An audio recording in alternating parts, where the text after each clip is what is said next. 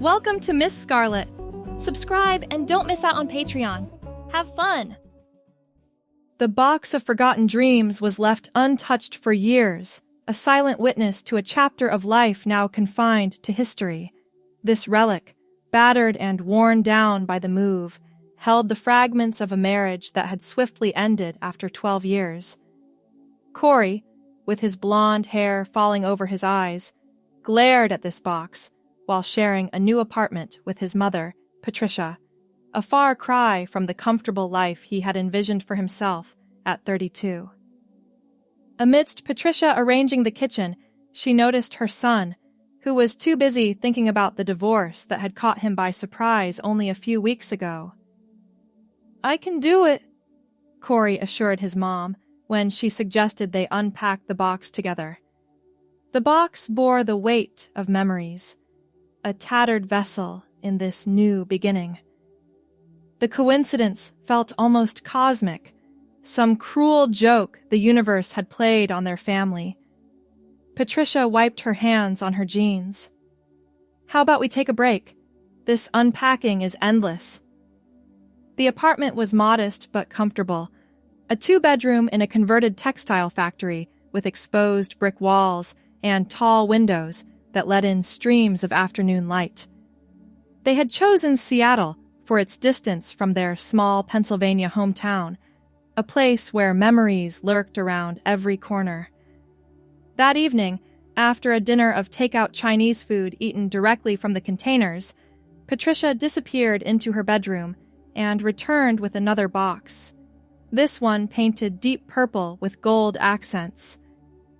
"I've been saving this for when we were settled," she said, placing it on the coffee table.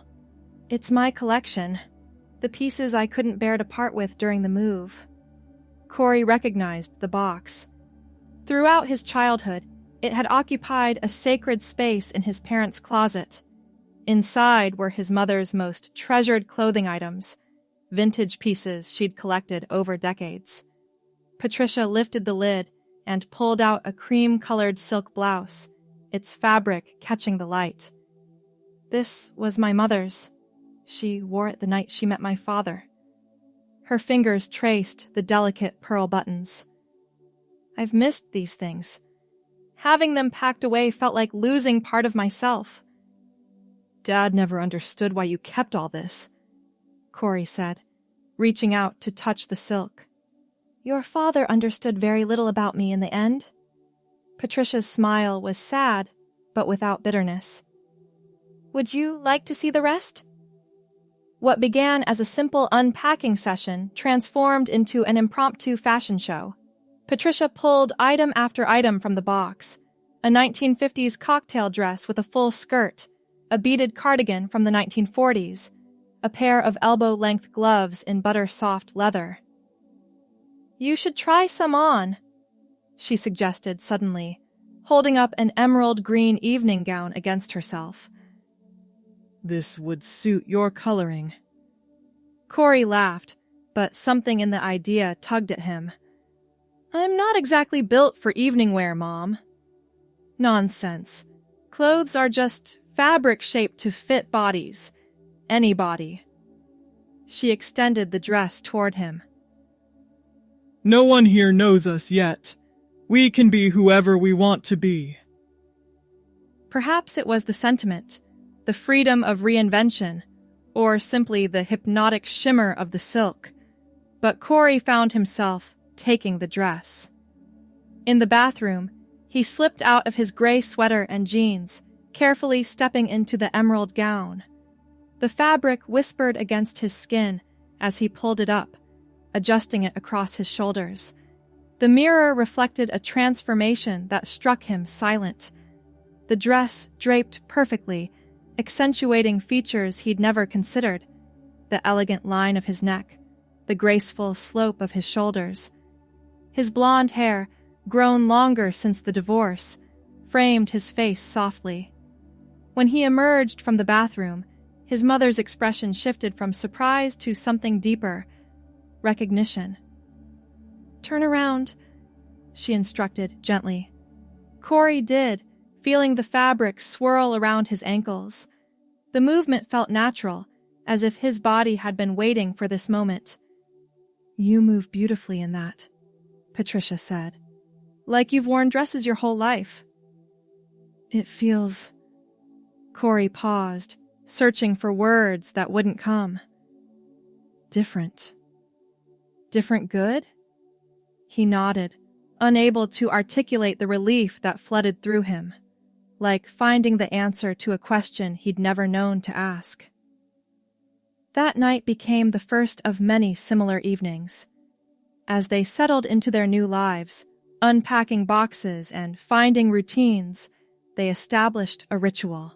After dinner, Patricia would open her collection, and Corey would try on pieces: a cream silk blouse that made his complexion glow, a navy pencil skirt that fit perfectly with minor adjustments.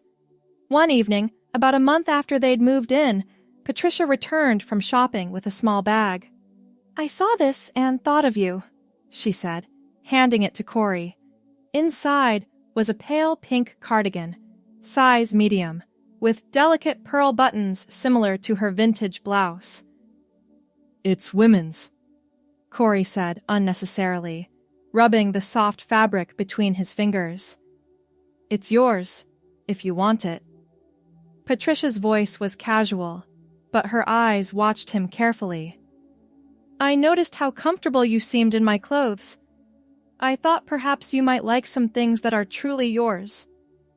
Corey slipped the cardigan on over his t-shirt. It fit perfectly across his shoulders, the sleeves stopping just at his wrists. Looking down at himself, he felt a sense of rightness that he'd only experienced during their evening dress-up sessions. "Thank you," he said quietly. Patricia smiled. "It suits you." The pink cardigan became the first piece in Corey's own collection. Over the following weeks, Patricia brought home more items: a floral scarf, a simple A-line skirt, a pair of women's jeans cut to flatter his frame. Each new addition felt like permission to explore a part of himself he'd kept hidden for so long. At home, Corey began wearing these clothes exclusively. The masculine wardrobe he'd brought from Pennsylvania remained in boxes, untouched. "Do you remember when you were about 6? Patricia said one evening as they sat on the balcony, watching the Seattle skyline shimmer in the distance. "And you wrapped yourself in my silk scarves? Your father was so upset." Corey nodded, the memory surfacing from where he'd buried it. "He said boys don't play dress-up." "I should have defended you more fiercely then." Patricia reached for his hand. "I won't make that mistake again." 3 months into their new life, Corey stood in front of the bathroom mirror, studying his reflection. His blonde hair now reached his shoulders, framing his face in soft waves. The navy blouse he wore complemented his eyes, and the light makeup he'd learned to apply enhanced rather than masked his features. A knock at the door interrupted his thoughts. "Corey? I was thinking we could try that new Thai place for dinner." He opened the door, revealing himself fully dressed in women's clothing, face carefully made up. Patricia didn't blink. "You look lovely. That shade of blue is perfect on you." "Mom," Corey said, the word catching in his throat. "I need to tell you something." They sat at the kitchen table, mugs of tea between them. Outside, rain began to patter against the windows, creating a gentle percussion that filled the silence. "I think I've always known," Corey finally said, "that the person I am inside doesn't match who I've been pretending to be. These past months, wearing these clothes, it's not about the fabric or the style. It's about finally feeling like myself." Patricia reached across the table and took his hand. "Who is that person? Tell me about her." The pronoun hung in the air between them, a question and an offering. "Her name is Marley," Corey said, the name emerging fully formed as if it had been waiting all along. And she's your daughter. Patricia's eyes filled with tears, but her smile was unwavering. Marley, she repeated. It's beautiful, like you. The transition from Corey to Marley happened gradually, and then all at once. Within their apartment, Marley flourished, growing more confident with each passing day. Patricia helped her daughter expand her wardrobe, taking her shopping for proper bras and underwear, teaching her the beauty routines she'd perfected over decades. Your grandmother had the same cheekbones, Patricia commented one morning as she showed Marley how to apply blush. High and elegant, you inherited the best of our family features. 6 months after the move, Marley began hormone therapy. The changes were subtle at first, softer skin, a slight redistribution of fat, but they aligned her outer self more closely with her inner truth. Her blonde hair continued to grow, now falling past her shoulders in natural waves that she took great pride in maintaining. The outside world remained more challenging. Marley worked remotely as a graphic designer, which spared her some immediate difficulties, but venturing into public spaces required courage. Patricia became her fiercest advocate, standing beside her daughter as they navigated everything from changing Marley's legal name to finding a supportive healthcare provider. Their first Christmas in Seattle arrived with an unexpected phone call. Marley's father, Richard, announced he would be visiting for the holidays. He doesn't know, Marley said after her mother hung up. She stood by the window, wearing a cream sweater dress that complemented her slender frame. About me. Patricia frowned. I haven't told him specifically, but I've mentioned having a daughter now in our conversations. He chose not to ask questions. What if he reacts badly? Then he'll be on the first plane back to Pennsylvania. Patricia's tone left no room for debate. This is your home, Marley. You belong here exactly as you are. Richard arrived 3 days before Christmas, carrying a suitcase and a small bag of gifts. When Marley opened the door, dressed in a deep burgundy blouse and black slacks, her blonde hair swept into an elegant ponytail, she watched her father's expression cycle through confusion, recognition, and something unreadable. Dad, she said, her voice steady despite the pounding of her heart. Welcome to Seattle. Richard stood frozen for a moment before Patricia appeared behind Marley. Richard, she said coolly, I see you've met our daughter, Marley. The emphasis on daughter was subtle but unmistakable. Richard cleared his throat, then stepped forward to awkwardly kiss Marley's cheek. You look... well, he managed. Dinner that evening was a careful dance of polite conversation and avoided topics. Richard spoke of his new condominium, his golf game, the woman he'd recently started dating. Marley talked about her design work and the local art scene she'd begun to explore. Patricia mediated, filling silences with questions and observations. After the meal, as Marley cleared the table, Richard followed Patricia onto the balcony. Their voices drifted through the partially open door. You could have warned me, he said. Would it have changed anything? Patricia's tone was even. Would you have been more prepared to see your child happy and whole? This isn't what I expected. It never is, Richard. Parenthood never gives us what we expect. It gives us what we need to learn.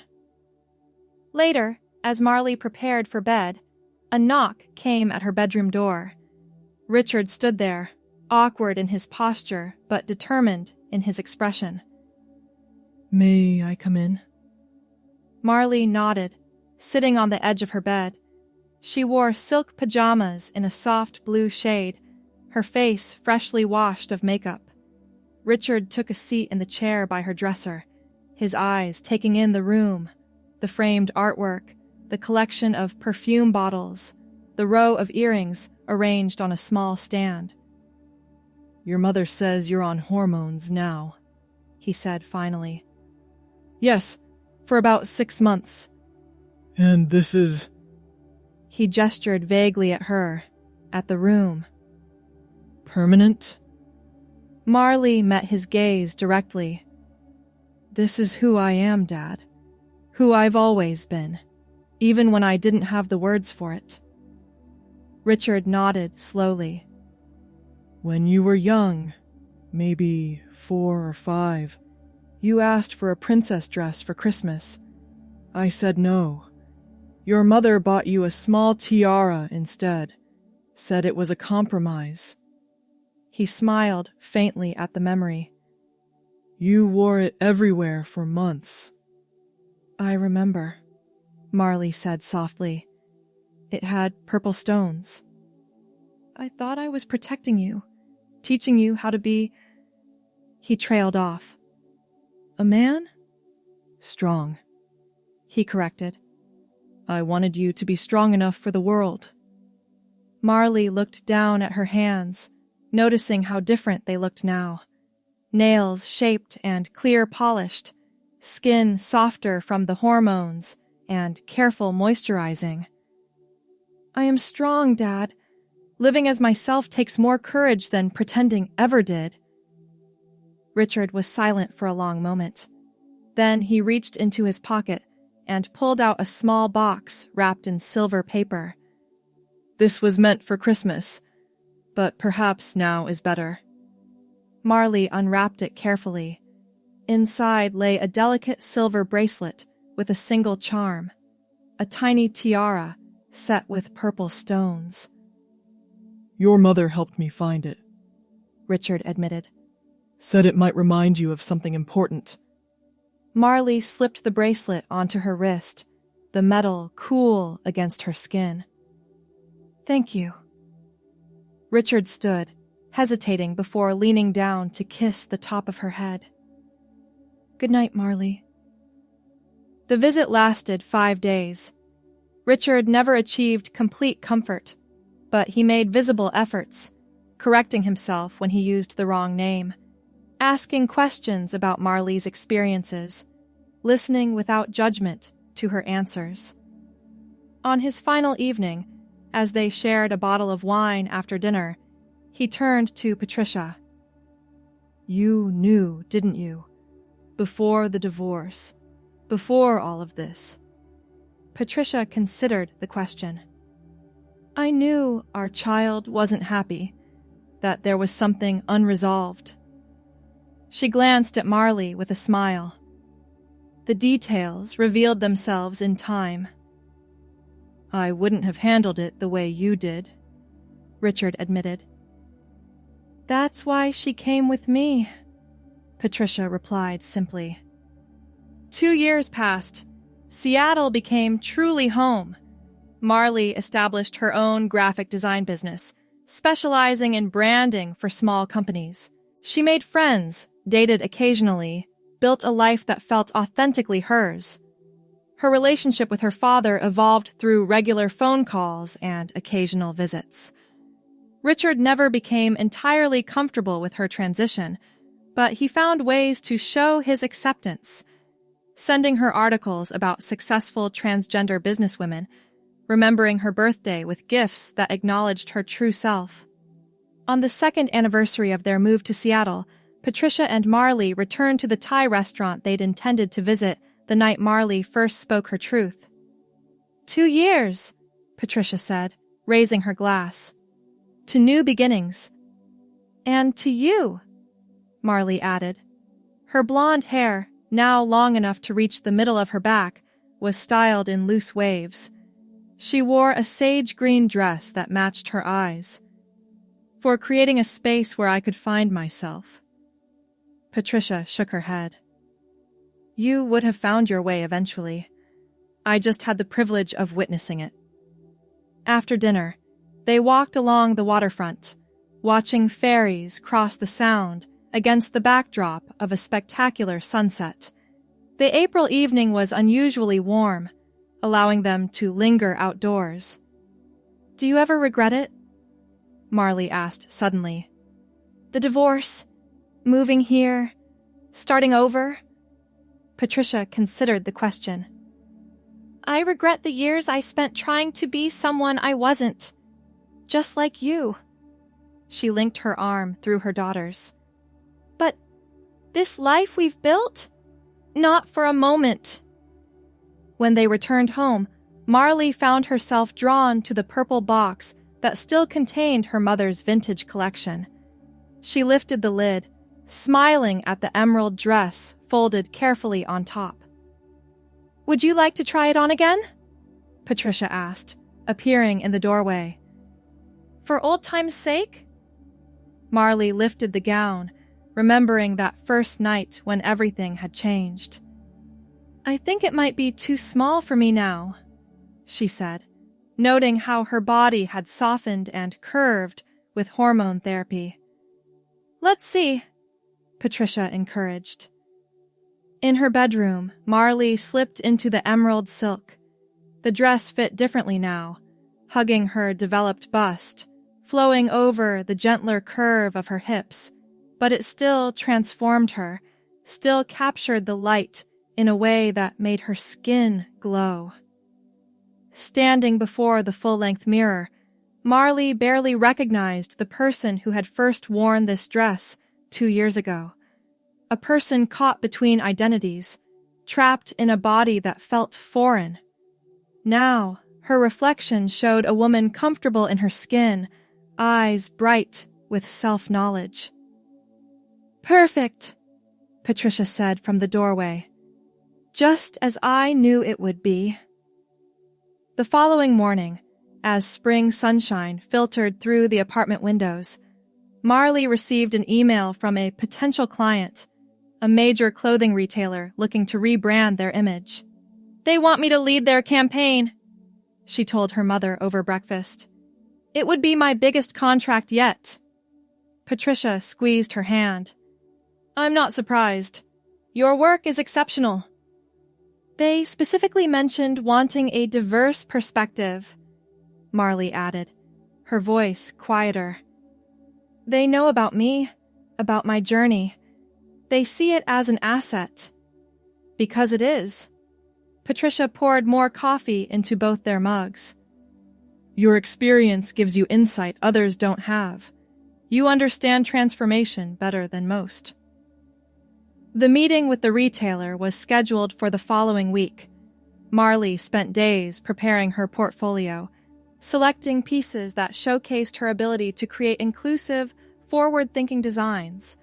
The night before the presentation, she stood before her closet, considering her options. Her wardrobe had evolved substantially over the past 2 years.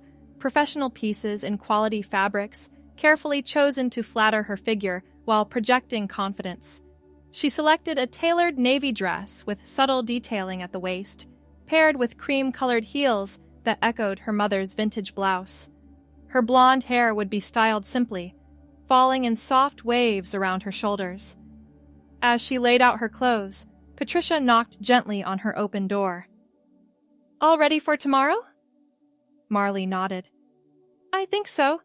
Nervous, but prepared. Patricia crossed to the dresser where Marley kept her jewelry and opened the top drawer. She removed a small velvet box. I wanted to give you this. For luck. Although you won't need it. Inside lay a vintage brooch, silver filigree surrounding a single pearl. It was my grandmother's, Patricia explained. She wore it when she opened her own millinery shop in 1938, the first woman in our family to own a business. Mom, I can't take this. You can, and you will. Patricia pinned the brooch to the navy dress. Some things should be passed from mother to daughter. This is one of them. The next morning, Marley dressed carefully. The navy dress fit perfectly, the silver brooch catching the light as she moved. As she applied her makeup, a skill she'd mastered through patient practice, she thought about the journey that had brought her here. 2 years ago, she had been Corey, divorced, displaced, disconnected from herself. Now she stood as Marley, confident in her identity, pursuing work she loved in a city that had embraced her. Her phone buzzed with a text from her father. "Good luck today. You'll be brilliant." Another transformation, smaller but no less meaningful. The presentation went better than she could have hoped. The retailer's marketing team responded enthusiastically to her concepts, particularly her ideas for making their brand more inclusive without tokenizing diverse communities. "We love your perspective," the marketing director said as they wrapped up. "And your personal journey adds authenticity to your approach. We'd like to offer you the contract." Afterward, walking back to her car through downtown Seattle, Marley called her mother. "I got it," she said when Patricia answered. "They loved everything." "Of course they did. I'm so proud of you, sweetheart." That evening, they celebrated with champagne on their balcony. The Seattle skyline sparkled against the darkening sky, no longer new and intimidating, but familiar and welcoming. "To new beginnings," Marley toasted, echoing her mother's words from the night before. "And to the journey," Patricia added. "All of it." Later, after her mother had gone to bed, Marley stayed on the balcony, watching the city lights. She thought about the box of memories they'd brought from Pennsylvania, the one that had sat unopened in the corner when they first arrived. They had eventually sorted through it together, keeping some photographs and mementos, discarding others that belonged to a life neither of them needed to revisit. The past couldn't be erased, but it could be understood differently in the light of the present. The pain of 2 divorces had led them here, to this place where both had found versions of themselves that felt true. Marley touched the silver bracelet on her wrist, her father's acknowledgement of her identity. Beside it lay the watch her mother had given her for her birthday, engraved with her chosen name. Time measured differently now, marked not by regrets, but by small victories and moments of joy. Inside the apartment, the purple box still held her mother's vintage collection, including the emerald dress that had first revealed Marley to herself. Someday, perhaps, she would have a daughter of her own to share these treasures with. A child who would grow up knowing that courage often meant becoming who you truly were, regardless of expectation. For now, though, this was enough. This moment, this life, this truth. Marley finished her champagne and went inside, closing the balcony door on the Seattle night. Tomorrow would bring new challenges, new opportunities, new chances to live authentically. And she was ready for all of it.